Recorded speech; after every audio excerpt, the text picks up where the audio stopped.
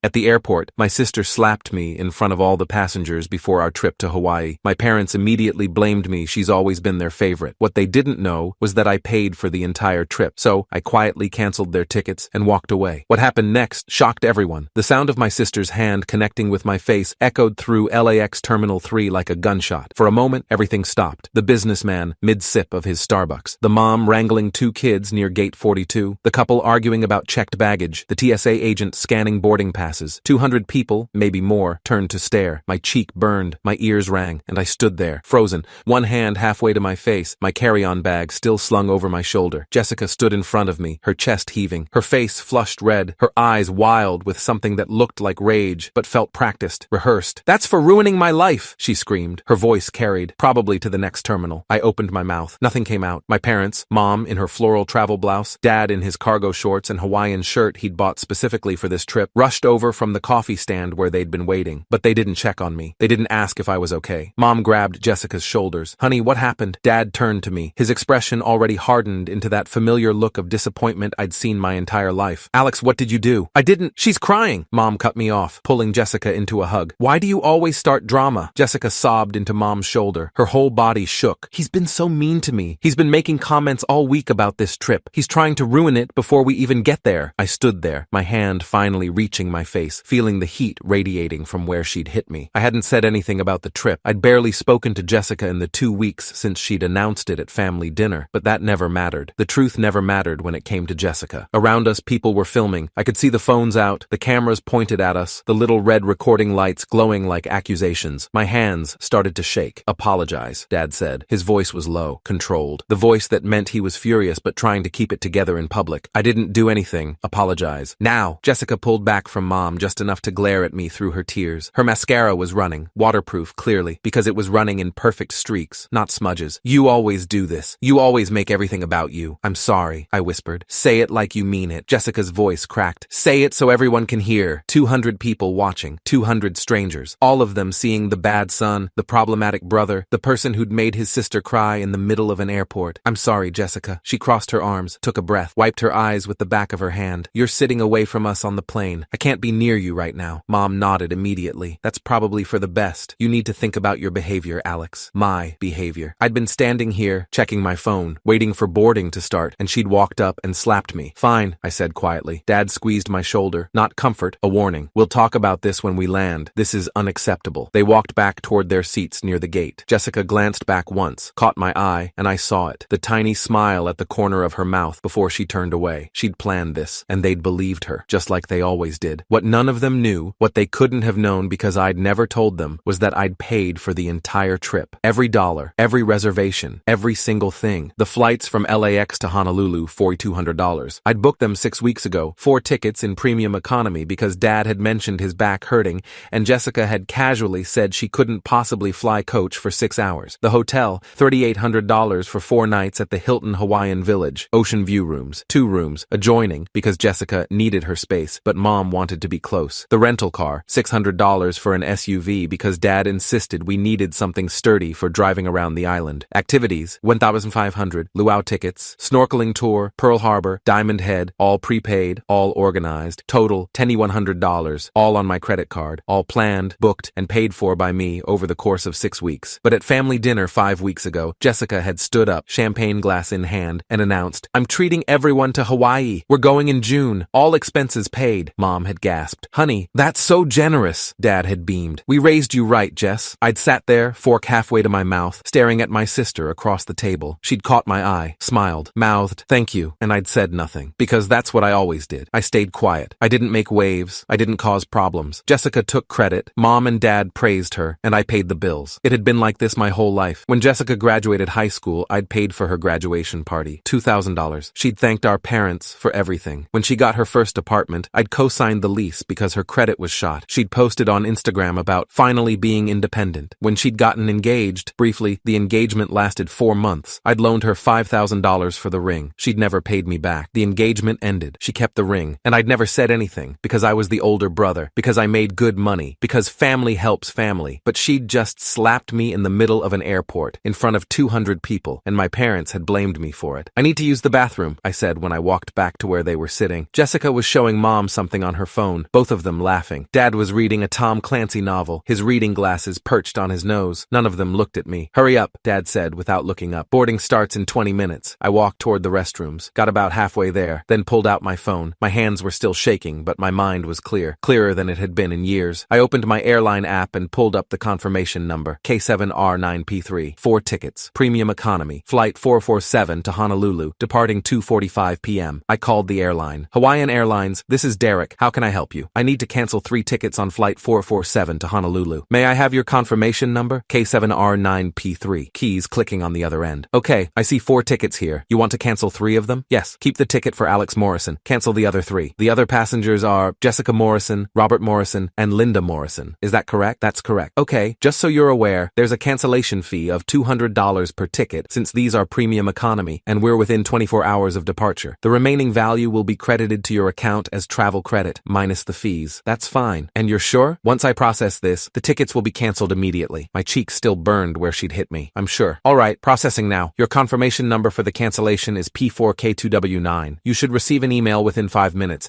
Is there anything else I can help you with? No, thank you. I hung up. 3 tickets. Gone. Mine stayed active. My heart was pounding. My hands had stopped shaking, but now my whole body felt electric, buzzing with adrenaline and something else. Something that felt like power. I opened the Hilton app, found the reservation. 4 nights, 2 rooms. Check-in. June 14th. I called the hotel. Hilton Hawaiian Village. This is Amanda speaking. How may I assist you? I need to modify a reservation. Confirmation number H7YM3P9. One moment, please. Hold music. Something Hawaiian and instrumental. Okay, Mr. Morrison. I have your reservation here. 2 adjoining ocean view rooms for 4 guests. Checking in tomorrow. What would you like to modify? Change it to 1 room. 1 guest. Keep the ocean view. Oh, okay. Let me see what we can do. Since you're downgrading from 2 rooms to 1, I can offer you a partial refund or apply the credit to your room for incidentals. Which would you prefer? Refund. Perfect. Your new total will be $950 for 4 nights and will refund $2,150 to your original payment method. You should see that within 5 to 7 business days. Your new confirmation number is H7YM3P2. Anything else I can help with? No, that's all. Wonderful. We look forward to seeing you tomorrow, Mr. Morrison. I hung up. 2 rooms down to 1, 4 guests down to 1. One more call. Budget rent-a-car. Budget Maui. This is Kevin. I need to modify a reservation. Confirmation number B4N7K1. Sure thing. Let me pull that up. Okay. SUV rental for 7 days. Pick up tomorrow at Kahului Airport. What changes are we making? Cancel the SUV. I'll take a compact instead. A compact. Let me see what we have available. Looks like we have a Nissan Versa or a Toyota Corolla. Corolla's fine. Great. Your new total is $210 for the week. I'll refund the difference to your card. Looks like $390. Your new confirmation is B4N7K8. Anything else? No, thanks. Done. I stood in the middle of the terminal, phone in my hand, staring at the screen. 3 canceled airline tickets. 1 hotel room instead of 2. A compact car instead of an SUV. Everything I'd planned and paid for, suddenly rearranged. For me. Just me. My heart was racing. My face felt hot. But I wasn't shaking anymore. I walked back to the gate. They were still there, still laughing. Jessica had her head on Mom's shoulder. Dad had put his book down and was scrolling through his phone, probably looking at Hawaiian restaurant recommendations. They looked happy, like a family, like nothing had happened. I walked up to them. Hey, I said. All 3 looked up. I'm heading to my gate now, I said. Dad frowned. What are you talking about? We're all on the same flight. No, you told me to sit away from you, so I am. At a different gate. Different flight, actually. Jessica's eyes narrowed. What? I'm still going to Hawaii. You're not. Silence. Complete, perfect silence. Mom spoke first. Alex, what are you talking about? I canceled your tickets. All 3 of them. About 10 minutes ago. Dad's face went from confused to furious in about 2 seconds. What? You heard me. I canceled your tickets to Hawaii. You can't do that. Jessica's voice was shrill. I booked this trip. No, you didn't. I pulled out my phone, opened my email, found the original confirmation and turned the screen toward them. Flight 447 to Honolulu. Confirmation number K7R9P3. 4 tickets. Purchased May 3rd. Purchaser, Alex Morrison. Card ending in 4782. That's my Chase Sapphire. Mom's face went white. But Jessica said, Jessica lied. I scrolled to the next email. Hilton Hawaiian Village. Confirmation H7YM3P9. 2 rooms. Ocean view. Booked May 5th. Card ending in 4782. Same card. Scroll. Budget rental car. Confirmation B4N7K1. SUV for 7 days. Booked May 8th. Same card. Scroll. Luau tickets. Pearl Harbor tickets. Snorkeling tour. Diamond Head entrance fees. All paid for by me. All booked by me. All charged to my credit card. I looked at Jessica. Her mouth was open. No sound coming out. You took credit for a trip I paid for. You stood up at dinner and told everyone you were treating the family. Mom and Dad congratulated you, and you said nothing. I was going to pay you back. Jessica's voice cracked. No, you weren't. You never pay me back. The graduation party, the apartment deposit, the engagement ring, 5 years of birthday gifts I bought from you for Mom and Dad because you said you were broke. You never pay me back, Jessica. Dad stood up. Alex, this is insane. We can discuss this later. No, we're discussing it now, because 7 minutes ago, I checked my phone. Actually, 12 minutes ago,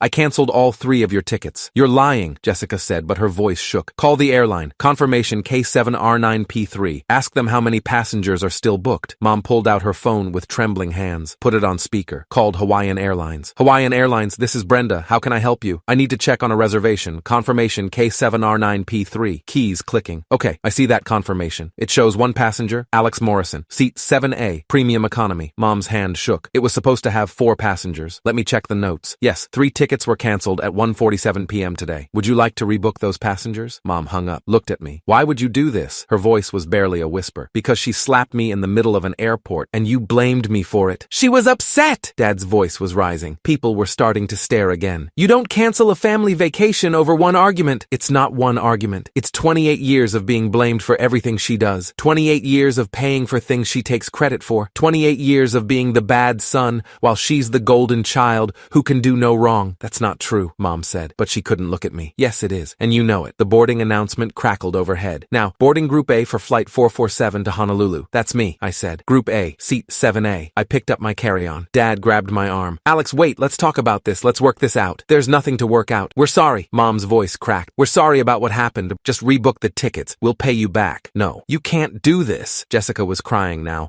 Real crying. Not the performance from before. We're your family. Family? I looked at her. Really looked at her. You slapped me in front of 200 people. They filmed it. It's probably already on TikTok. And Mom and Dad took your side immediately, without even asking what happened. That's family? It was a mistake. Jessica sobbed. I was stressed. I wasn't thinking. You were thinking. You planned it. I saw your face after. You smiled. Her eyes widened. She'd forgotten about that. Please, Mom whispered. She was crying now too. Please don't do this. We can work this out. We'll talk about everything. We'll fix it. You can't fix 28 years in 1 conversation, Mom. Now boarding Group B for Flight 447 to Honolulu. I really need to go, I said. Dad's face was turning red, the way it did when he was about to explode. We'll call the airline ourselves. We'll rebook. Go ahead. Last-minute tickets to Hawaii in peak season. About $1,800 each. Plus a new hotel room. The ones near Waikiki Beach are probably $400 a night this time of year. Plus a new rental car. Plus all the activities I booked. You're looking at about $12,000 total for all 3 of you. Dad's face went from red to pale. We don't have that kind of money, Mom said quietly. I know. That's why I paid for it in the first place. Jessica grabbed my other arm. Both parents on either side of me now, holding me like they could physically prevent me from leaving. Alex, please, I'm sorry. I'm so sorry. I shouldn't have hit you. I was wrong. I know I was wrong. Please don't leave us here. You really slapped me in front of 200 people and expected me to just take it? I wasn't thinking. You're 26 years old, Jessica. When do you start thinking? Now boarding Group C for Flight 447 to Honolulu. I pulled my arms free, started walking toward the gate. Alex, Dad's voice echoed through the terminal. You walk away right now. Don't bother coming back. I stopped, turned around. I won't, I said, and I meant it. Mom was crying into her hands now. Dad was yelling something at a gate agent who looked confused and concerned. Jessica was standing frozen, mascara streaked down her face, staring at me like she couldn't comprehend what was happening. The same 200 people who'd filmed her slapping me were filming this too. I turned back around, walked to the gate, handed my boarding pass to the agent. Her name tag said Marie, and she gave me a sympathetic smile. Rough day? She asked quietly. Getting better, I said. I walked down the jetway, found my seat, 7A, window seat, premium economy, extra legroom, sat down, put my bag in the overhead compartment, buckled my seatbelt, and waited. Through the window, I could see the terminal, could see my family, former family, standing near the gate. Dad was on his phone,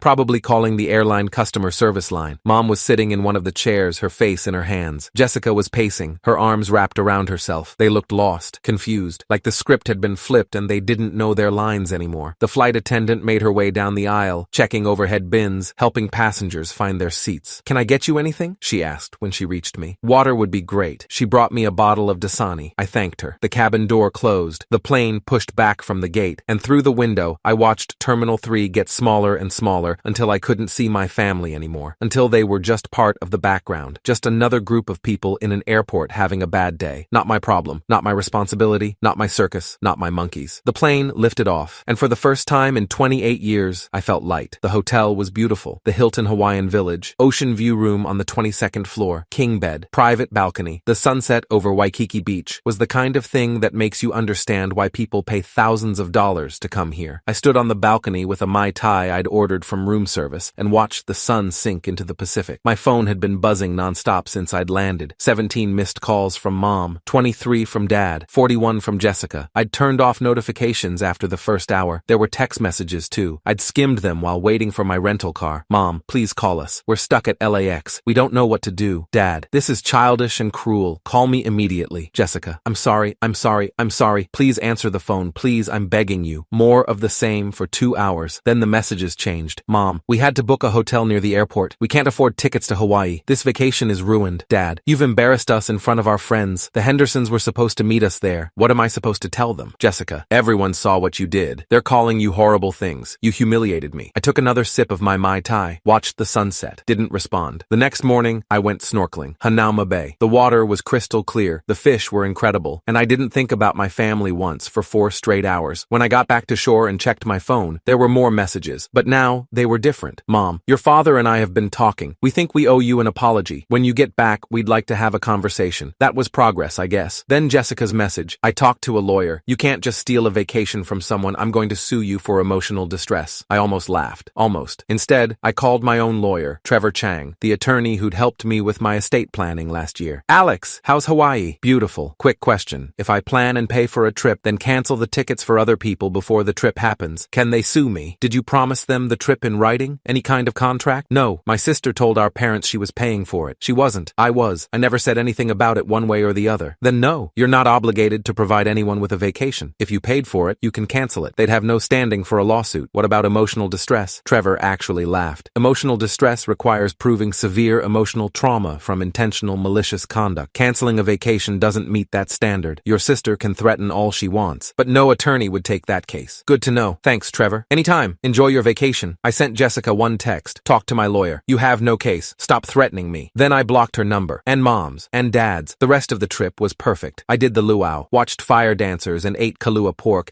and listened to Hawaiian music under the stars. I hiked Diamond Head at sunrise. The view from the top was worth every step. I went to Pearl Harbor and stood on the deck of the USS Missouri and thought about sacrifice and duty and the difference between obligation and choice. I drove the road to Hana, stopping at every waterfall, eating banana bread from a roadside stand, swimming in pools of fresh water that felt like something out of a dream. I was alone for all of it, and it was the best vacation I'd ever had. When I got back to LA, there was a letter waiting at my apartment from Mom and Dad. I almost threw it away without reading it, but curiosity won. I opened it. Dear Alex, your father and I have spent the last week talking about what happened at the airport. We've also had some very difficult conversations with Jessica. We owe you an apology, a real one. You were right. We have blamed you for things that weren't your fault. We have allowed Jessica to take credit for your generosity. We have not been fair to you. Your father and I are from a generation that believed in keeping the peace, in not making waves, in just getting through the day. We thought you were strong enough to handle it. We thought you didn't need our validation the way Jessica did. We were wrong. We are sorry. Truly sorry. We would like to have dinner with you when you're ready, on us, and we'd like to listen, really listen, to everything you have to say. We love you. We should have shown it better, Mom and Dad. I read it twice. Then I folded it and put it in my desk drawer. I wasn't ready for dinner yet. Maybe I would be someday, but not yet.